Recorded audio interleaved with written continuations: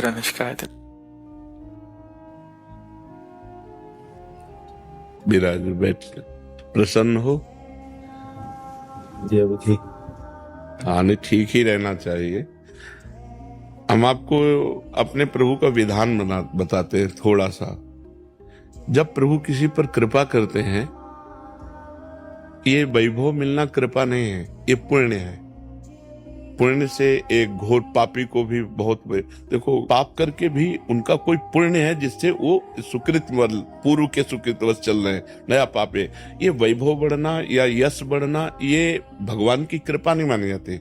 भगवान की कृपा मानी जाती है अंदर का चिंतन बदलना, जिससे आपके अनंत जन्मों के संस्कार भस्म होकर और अगला जो है वो बड़ा उत्तम होगा। अंदर के चिंतन से होता है, बाहर से कुछ नहीं होता। महत्व अंदर का चिंतन। अच्छा, अंदर का चिंतन हम लोगों का स्वभाव बन गया बहिर्मुखी। बहिर्मुखी मतलब बाहर यश, कीर्ति, लाभ, विजय, इससे हमको सुख मिलता है। अंदर से कोई मतलब नहीं रखता कोई विरला ही अंदर से। अब क्या होता है, भगवान जब कृपा करते हैं तो संत समागम देते हैं, फिर दूसरी जब कृपा होती तो विपरीतता देते हैं, और फिर अंदर से एक रास्ता देते हैं। ये मेरा रास्ता है, ये परम शांति का रास्ता है, ये शांति का रास्ता नहीं। भगवान वो रास्ता देते हैं और जीव को अपने पास बुला लेते हैं। बिना प्रतिकूलता के संसार का राग नष्ट नहीं होता।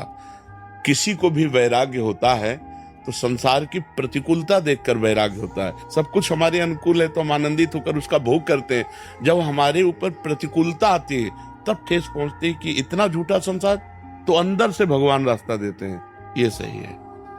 भगवान बिना प्रतिकूलता के इस संसार को छुड़ाने का कोई भी औषधि नहीं रखी। आज तक जितने बड़े महापुरुष हुए हैं, जिनका जीवन बदला है, उनको प्रतिकूलता का दर्शन करके बदला है। तो कभी प्रतिकूलता आए तो उस समय आनंदित हो कि मेरे ऊपर अब भगवान की कृपा हो रही है, कि मुझे सतमार्ग में चलने की प्रेरणा मिल रही है। अगर सतमार्ग छूटा हो, ये सब तो एक सेकंड के लिए आप विचार कीजिए।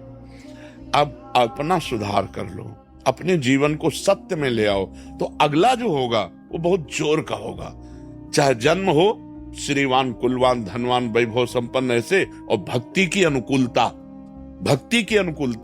खास बात श्रीवान, धनवान, कुलवान नहीं, खास बात भक्ति की अनुकूलता। अगर इस जन्म में भगवत प्राप्ति नहीं हुई तो भगवान श्री कृष्ण ने गीता में कहा है कि मेरे भक्त का नाश नहीं होता।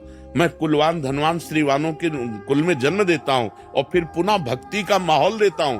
पूर्व का